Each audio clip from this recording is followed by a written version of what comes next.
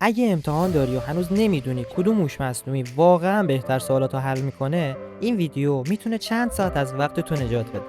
امروز قراره 5 تا از معروف‌ترین هوش مصنوعی‌های دنیا رو وارد یک رقابت کنیم.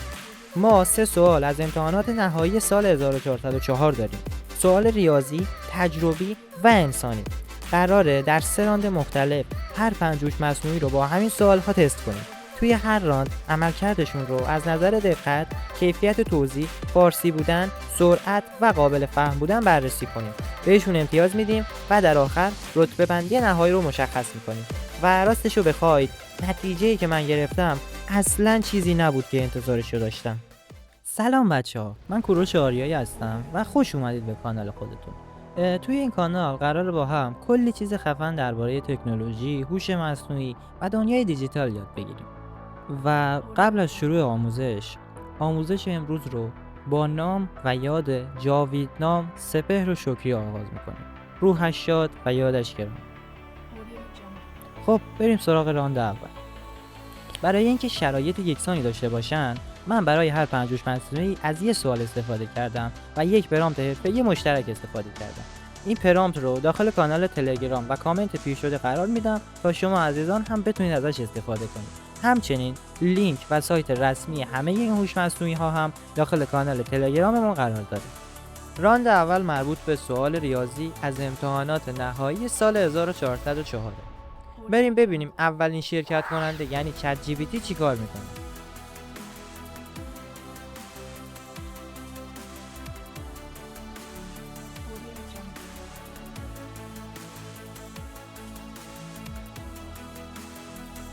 خب جوابش بد نبود، ولی بریم ببینیم بقیه چه عمل کرد دارن. حالا بریم ببینیم دومین شرکت کنندمون یعنی پرپلکسیتی چه عمل کردی از خودش نشون میده. خب هوش مصنوعی پرپلکسیتی هم جواب خودش رو داد، ولی واقعا جوابش خیلی بی ربطه به سوال ما و کاملا اشتباه جوابش.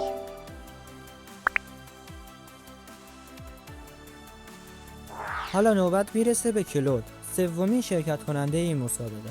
سوالمون رو واسش آپلود میکنیم، پرامپتمون رو پایینش مینویسیم و ارسالش میکنیم. خب خیلی سریع هوش مصنوعی کلود جواب سوالمون رو داد و جوابی هم که بهمون داد درسته.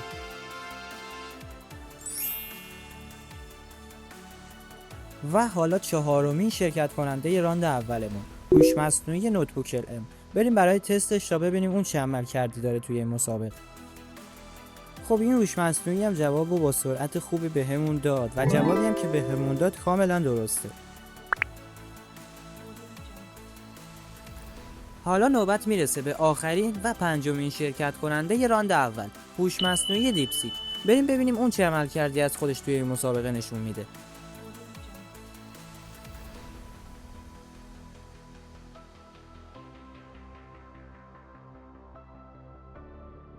خب اینم از جواب هوش مصنوعی دیپسیک.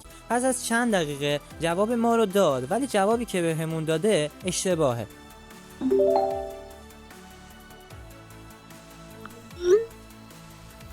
خب راند اولمون تموم شد و فعلا رتبه ها این شکلیه.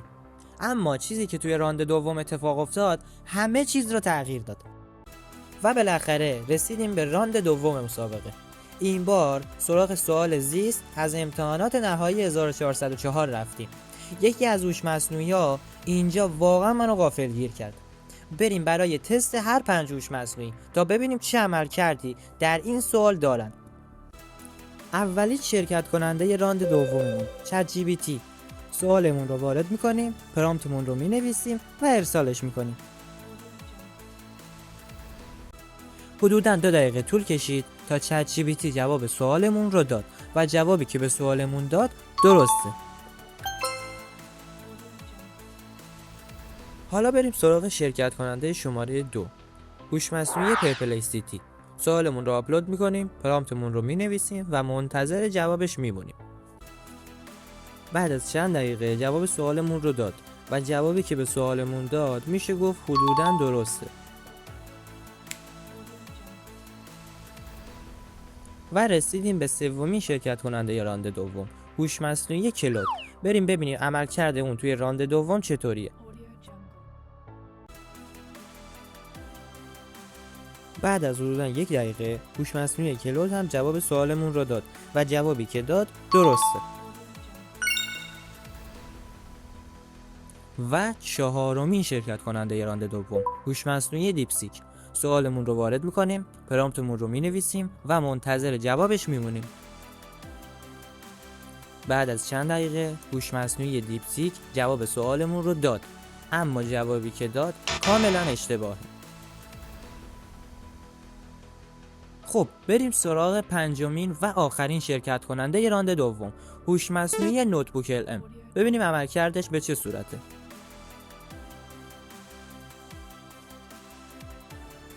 بعد از حدوداً 1 دقیقه جواب سوالمون رو داد، اما جوابی که داد حدوداً اشتباهه.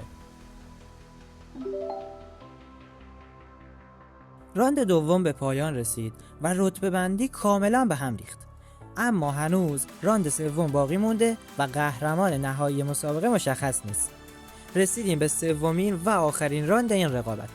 بریم ببینیم توی سوالات انسانی، مخصوصا سوال علوم و فنون، کدوم هوش مصنوعی عملکرد بهتری داره. راند سوم رو با چت جی پی تی شروع میکنیم. سوال علوم فنون خودمون رو همراه با پرامپتمون ارسال میکنیم و منتظر جواب میمونیم.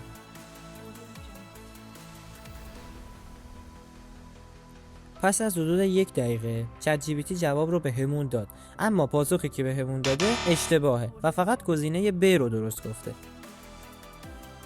و حالا نوبت میرسه به سومین شرکت کننده راند دوم، نوتبوک LM. بریم ببینیم اون چه عمل کردی توی این سوال انسانیمون داره.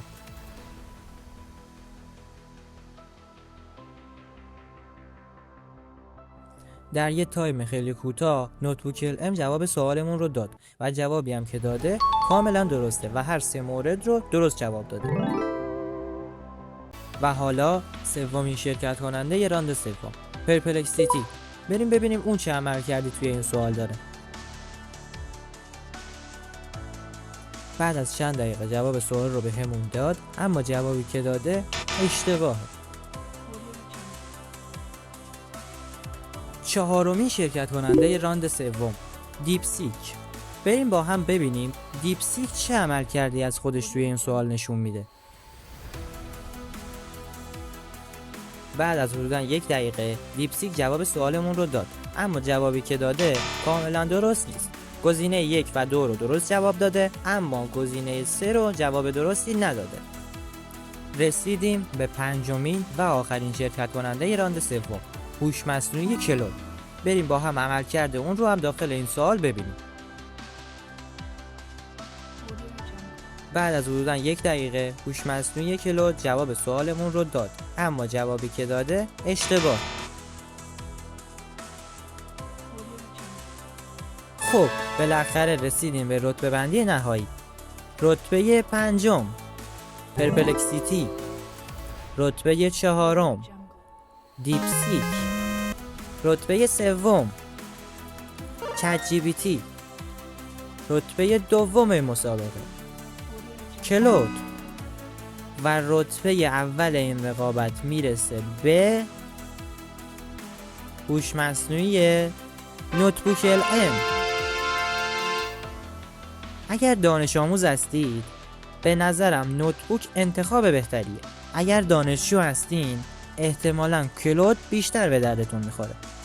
و اگر توضیح مرحله به مرحله براتون مهمه، چت جی پی تی واقعا عملکرد فوق‌العاده‌ای داشت. پرامپت حرفه‌ای که باهاش همه این تستا رو انجام دادم داخل کانال تلگرام و کامنت پین شده قرار داره.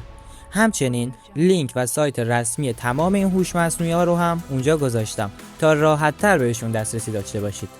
اگر دوست دارین قسمت دوم این رقابت رو هم ببینید و جمینی، گروک، کوپایلوت و هوش مصنوعی های مورد علاقه شما رو هم وارد این مسابقه بکنیم، حتما داخل کامنت ها به هم بگید. من همه کامنت ها رو میخونم. اگر این ویدیو براتون مفید بود خوشحال میشم کانال رو سابسکرایب کنید.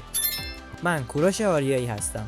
مراقب خودتون باشید و تا ویدیو بعدی خدا نگهدار.